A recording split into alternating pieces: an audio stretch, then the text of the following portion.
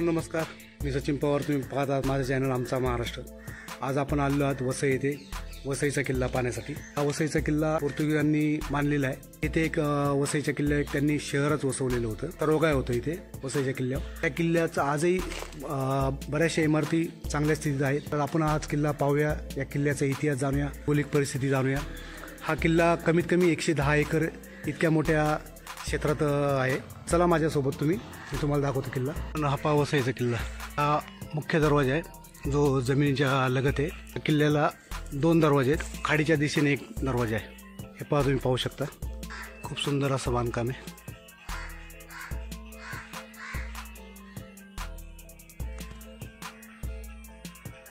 आजही चांगल्या स्थितीत आहे किल्ला. हे पहा मित्रांनो, सुमारे 450 ते 500 वर्षापूर्वी महाराष्ट्रात एक युरोपियन पद्धतीचे शहर होते. तिथे अधिकारी, सैन्य यांची घरे होती, चर्चे होते, न्यायालय होते, हॉस्पिटल होते, बाजारपेठ होती. इतकेच काय, नगरपालिका होती. तिथे मोठमोठे रस्ते होते, सांडपाण्याची व्यवस्था करण्यासाठी व्यवस्था होती. हे सगळं तुम्हाला खरं वाटत नाही ना? हे सर्व खरं आहे. आणि हे सर्व हे या इथे वसईच्या किल्ल्यावर हे सर्व होतं. इथे बऱ्याचशा इमारती आज भुईसपाट झाल्यात, पण तरी पण 150 इमारती आजही चांगल्या स्थितीत आहेत.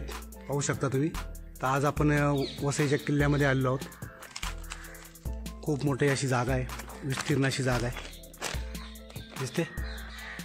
हे पहा, इकडे पण इमारतीत. त्या किल्ल्याचा तुम्ही इतिहास जाणून घेतला ना, तर तुम्हाला लक्षात येईल की पोर्तुगीजांनी इथे किती बळकटपणे पाय रोवले होते. आणि त्यांना तितक्याच निकराने आपल्या मराठ्यांनी त्यांच्याबरोबर 3 वर्ष सतत युद्ध केलं. आणि 1740मध्ये हा किल्ला स्वराज्यात सामील झाला, स्वराज्याचा विस्तार झाला. या तुम्हाला मी पुढे दाखवतो. हा बघा, पायऱ्या आजही आहे तशाच आहे. हे पाहू शकता तुम्ही, बुरुंज आहे. मित्रांनो, व्हिडिओ शेवटपर्यंत पहा, म्हणजे तुम्हाला किल्ल्याची रचना कळेल, किल्ल्याचा इतिहास कळेल, आपल्या मराठ्यांनी पोर्तुगीजांकडून कशा पद्धतीने किल्ला लढून घेतला ते कळेल. आणि जे कोणी नवीन असतील, सबस्क्राईब केलं नसेल, त्यांनी माझ्या चॅनलला सबस्क्राईब करावं. हे जुन्या इमारतीचे अवशेष पाहू शकता तुम्ही. हे जे जुनं पाण्याचं आड असेल, आता ते गाडलेलं आहे बऱ्यापैकी. यापुढे हे पहा, इकडे एक इमारत दिसते, बऱ्यापैकी शाबूत आहे. श्रीमंत बाजीराव पेशवे यांचे धाकले बंधू चिमाजी आप्पा यांच्या नेतृत्वाखाली 1740मध्ये हा किल्ला स्वराज्यात आला.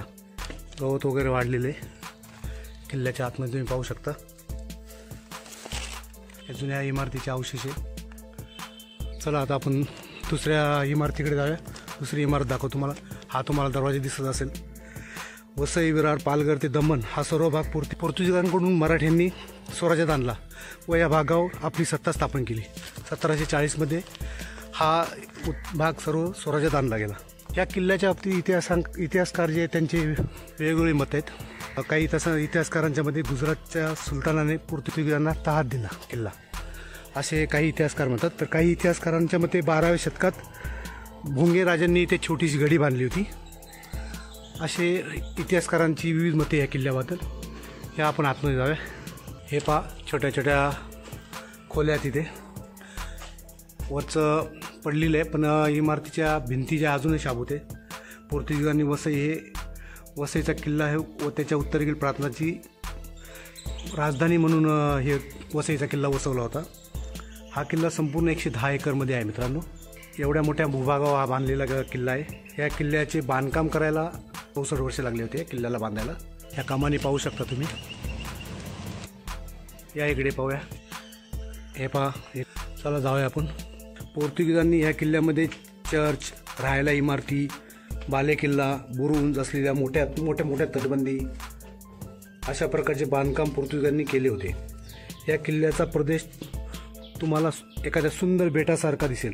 पश्चिमेला या किल्ल्याच्या अरबी समुद्र आहे व दक्षिण व नैऋत्य दिशेला उल्हास नदी आहे, म्हणजेच वसईची खाडी. हे पहा मित्रांनो, इथे पण आडव होते. हे पाण्याचं साधन, छोटी विहीर आडव त्याला बोलतात, गाडलेली आहे. पाहू शकता तुम्ही. यापुढे अशा प्रकारे जमिनीशी जोडलेला परंतु पाण्यानेही वेढलेला या वसईच्या किल्ल्यात पोर्तुगीजांनी एक शहर वसवले होते. या किल्ल्यावर पोर्तुगीजांनी 1536 ते 1739पर्यंत राज्य केले. त्यानंतर हा किल्ला मराठ्यांनी स्वराज्यात सामील केला. चिमाजी आप्पा यांच्या नेतृत्वाखाली हा किल्ला जिंकून घेतला. या इकडे बऱ्याचशा इमारतींचे अवशेष आहे. चला आपण तिकडे जाऊया. हे पाहू शकता तुम्ही, इथे छोट्या छोट्या इमारती आहेत, छोट्या छोट्या रूम आहेत, अजूनही तशाच आहे. दिसते का तुम्हाला? नीट पहा. हे पहा, अशा इथे ह्या किल्ल्यावर मोठी एक बाजारपेठ पोर्तुगीजांनी वसवली होती. तर ह्या किल्ल्यामध्ये जे 10 बुरुज होते, तटबंदीला जे 10 बुरुज होते, त्याची पोर्तुगीजांनी नावं ठेवली होती. त्या बुरुजांना पोर्तुगीजांनी साओ सेबिस्टो, साओ पावलो, साओ पेद्रो, सेंट फ्रान्सिस जेवियस अशी नावे दिली होती. या किल्ल्यात 3 चर्च होते व पोर्तुगीज विद्यार्थ्यांना शिकण्याकरता कॉलेजही होते. इकडे आतमध्ये मोठमोठे रस्त्यांची सोय केलेली आहे. आणि ह्या किल्ल्यातच न्यायालय होतं, एक तुरुंग होतं. 1740मध्ये जेव्हा चिमाजी आप्पांच्या नेतृत्वाखाली मराठ्यांनी हा किल्ला स्वराज्यात आणला, त्यानंतर त्या बुरुजांची नावे मराठ्यांनी चेंज केली. ती नावे बदलून त्यांनी यशवंत, कल्याण, भवानी, मार्तंड, वेताळ, दर्या अशा प्रकारची नावं ठेवली. त्यांनी छोट्या छोट्या खोल्या काढलेल्या आहेत. या पुढे पाहू आपण. हे पाहू शकता तुम्ही किल्ल्याच्या आतमधले हे रस्ते. मी तुम्हाला समोरचा रस्ता दाखवला आहे, माझ्या मागे पण तुम्हाला दाखवतो, आणि माझ्या मागे हा रस्ता. अशा पद्धतीने मोठमोठे रस्ते पण आतमध्ये किल्ल्याच्या आतमध्ये होते. 110 एकरमध्ये हा किल्ला पसरलेला होता. आणि सांडपाण्याची इतकी चांगली व्यवस्था त्या काळी पोर्तुगीजांनी केली होती. आजही पावसाळ्यामध्ये इथे पाणी साठत नाही आहे. इथे आहे वज्रश्री मंदिर. मराठ्यांनी 1740मध्ये हा किल्ला जिंकल्यानंतर, चिमाजी आप्पाच्या नेतृत्वाखाली जिंकल्यानंतर, इथे त्यांनी छोटेखानी एक वज्रश्रीचं मंदिर बांधलं. ते मंदिर तुम्ही पाहू शकता. इथे त्याबद्दल माहिती लिहिली आहे.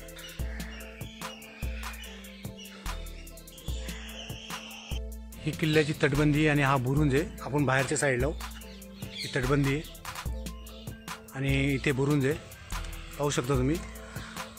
मराठ्यांनी 1719मध्ये ना कल्याण जिंकलं होतं, आणि 1737मध्ये ठाण्याचा किल्ला जिंकला होता, आणि त्यानंतर 1740मध्ये मराठ्यांनी वसईचा किल्ला जिंकला. या आपण किल्ल्याच्या बाहेरून दिशेत चाललेलो.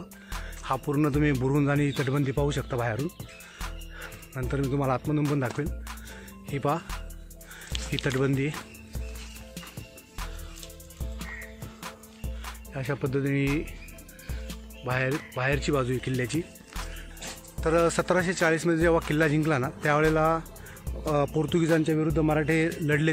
मराठ्यांच्या सैन्यात खूप असे मातब्बर सरदार होते. मल्हारराव होळकर, राणोजी शिंदे, गंगाजी नाईक, अंजिरकर, शंकरजी केशव फडके, बरेचसे मातब्बर सरदार या लढाईमध्ये उतरलेले होते. या आपण पुढे पाहूया. ही अशी किल्ल्याची बाहेरील बाजू आहे. आपण किल्ल्याच्या बॅक साईडला आलो तर तुम्ही पाहू शकता किल्ल्याच्या आतमध्ये किती मोठमोठे रस्ते होते. आता आपण समुद्राच्या दिशेला चाललेलो आहोत. या माझ्याबरोबर. हे पहा मित्रांनो, इथे एक उंच इमारत आहे. 1 2 3 माळे तर क्लिअर कट दिसतात ते. म्हणजे त्या काळात 3 माळ्याची बिल्डिंग होती इथे. चला आता आतमध्ये जाऊ आपण. ह्या कमानी आहेत. इथे दरवाजे असतील पूर्वी, आता दरवाजे नाहीत. अशा पद्धतीने आतमध्ये खूप मोठं पटांगण आहे. खूप सुंदर अशी इमारत आहे. जवळजवळ 150 वास्तू आजही चांगल्या स्थितीत आहे. मित्रांनो, हा किल्ला मराठ्यांच्या ताब्यात 1740 ते 1818पर्यंत होता. त्यानंतर तो इंग्रजांच्या ताब्यात गेला, ब्रिटिशांच्या ताब्यात. या आपण पुढे जाऊया. इथे एक हनुमानाचं मंदिर आहे आणि हा खाडीकडचा दरवाजा तुटलेला आहे, परंतु खूप मोठा दरवाजा आहे. हा खाडीकडील दरवाजा आहे, किल्ल्याची पाठीमागील बाजू पाहू शकता तुम्ही. खाडीकडील दरवाजा. हे दरवाजा असे टोकं दिसतात नाही. हे कशासाठी माहिती आहे का? पूर्वीच्या काळात दरवाजे हत्तींनी तोडायचे, तर हत्तींनी तुटू नये, हत्तींच्या मस्तकाला ह्याने इजा व्हावी ह्याने, म्हणून हे असे लोखंडाचे सुळके असायचे दरवाजाला. हे आपण बाहेरून पाहू. तर मित्रांनो, ही किल्ल्याची मागील बाजू आहे, खाडीकडील हा मागील दरवाजा आहे, पाहू शकता. आणि इथे वरती बुरुंज पण आहे. अशा पद्धतीने मागची बाजू आहे. मी तुम्हाला आता आपण बुरुंजावर जाऊ या माझ्याबरोबर. अशा पायऱ्यात या माझ्याबरोबर. आपण आता बुरुंजावर आलेलो आहे. आपण बुरुंजावर आलेलो आहे. हा बुरुंज आहे तटबंदीवर. आणि इकडे तुम्हाला समुद्र दिसतो का? या तुम्हाला जवळून दाखव. हा इकडे पूर्ण समुद्र आहे, अरबी समुद्र. किल्ल्याच्या तिन्ही बाजूनी समुद्राने वेढलेले हे पाहू शकता तुम्ही. आणि इकडे असा हा किल्ला आहे. हे आपण आता बुरुंजावर आलो आहे. बुरुंजाला छोटे छोटे कोनाडे दिसतात का तुम्हाला? हे पाहू शकता तुम्ही कोनाडे. हे पूर्वी ह्याच्यावरून टेहळणी केली जायची. ह्याच्यामध्ये सैनिक बसलं जायचं. सैनिक बसून समुद्राच्या दिशेला ते लक्ष ठेवायचे आणि टेहळणी करायची, शत्रूंवर लक्ष ठेवायचे. तर मित्रांनो, हा असा बुरुंज आहे. ठीक आहे, यापुढे आपण पुढे पाहूया. हे पहा मित्रांनो, ही एक इमारत आहे, पाहू शकता तुम्ही. खूप विस्तीर्ण असं पटांगण आहे आतमध्ये, खूप मोठा एरिया आतमध्ये. ह्या इकडच्या साईडने आपण तटबंदीवर जाऊ शकतो. मित्रांनो, इथे पूर्वी किल्ल्याचा मुख्य भाग होता. किल्ल्याचा बालेकिल्ला इथे होता ह्या मोकळ्या जागेत. आणि चारी बाजूनी अशी तटबंदी होती. आता फक्त तटबंदी राहिलेली, त्या पाहूया आपण. आणि पूर्ण चारी बाजूनी तटबंदी. हे कोनाडेत पहारेकरी ते पहाऱ्याला बसत असतील, त्यांच्यासाठी कोनाडेत. हे तुम्हाला तटबंदी दाखवतो. इथून एंट्री आहे. या मित्रांनो पाहू, ही तटबंदी पूर्ण. पूर्वी 1818मध्ये मराठ्यांकडून हा किल्ला ब्रिटिशांकडे पुन्हा गेल्यानंतर ब्रिटिशांनी या किल्ल्याला त्यांचा एक लिटिल हुड म्हणून इंग्रज अधिकारी होता, व्यापारी होता, त्या व्यापाऱ्याला साखर कारखान्यासाठी हा किल्ला भाडेतत्त्वावर दिला. आणि तो अधिकारी त्याने इथे कारखाना चालू करायचा प्रयत्न केला, परंतु तो कारखाना काही त्याचा चालला नाही. त्याला नफा मिळत नव्हता, तो लॉसमध्ये जात होता. म्हणून त्याने किल्ल्याचे दगड विकायला सुरुवात केली. त्या काळी इंग्रजांनी मुंबईसारख्या शहरामध्ये मोठमोठ्या इमारती बांधायला सुरुवात केल्या होत्या. त्यांना त्यासाठी दगड हवे होते. तर ते दगड, ह्या किल्ल्याचे दगड लिटिल हुड या व्यापाऱ्याने त्या इंग्रजांना विकले. आणि त्या ब्रिटिशांच्या काळातच या किल्ल्याची खूप वाईट अवस्था झाली, पडझड झाली. पाहू शकता तुम्ही. ह्या इकडे छोट्या छोट्या खोल्यात, हे तळ्यामध्ये, ह्या पाण्याच्या टाक्यात, ह्या अशा तटबंदीच्या खाली छोट्या छोट्या खोल्यांचे अवशेष दिसतात. समोरच एक इमारत दिसते. हा इथे एक बुरुंज आहे, पाहू शकता तुम्ही. ह्या तटबंदीवर हा बुरुंज आहे. पूर्वी या बुरुंजावरून टेहळणीचं काम केलं जाईल. मित्रांनो, तुम्ही इमारत पाहू शकता. आणि इथे क्रॉसची निशाणी, कदाचित हे चर्च असेल. मित्रांनो, आपण आज वसईचा किल्ला पाहिला. हा वसईच्या रेल्वे स्टेशनपासून पश्चिमेला एक 7 ते 8 किलोमीटर अंतरावर आहे. इथून बसने तुम्ही 112 बस क्रमांकाने येऊ शकता. तर आज तुम्ही वसईचा किल्ला पाहिला, माहिती ऐकली, किल्ल्याची रचना पाहिली. तर तुम्हाला किल्ला कसा वाटला, मी बनवलेला व्हिडिओ कसा वाटला, ते तुम्ही मला माझ्या व्हिडिओला लाईक करा, कमेंट करून सांगा. आणि जे कोणी सबस्क्राईब नसेल झाले त्यांनी सबस्क्राईब करा. चला मित्रांनो, धन्यवाद. छत्रपती शिवाजी महाराज की जय.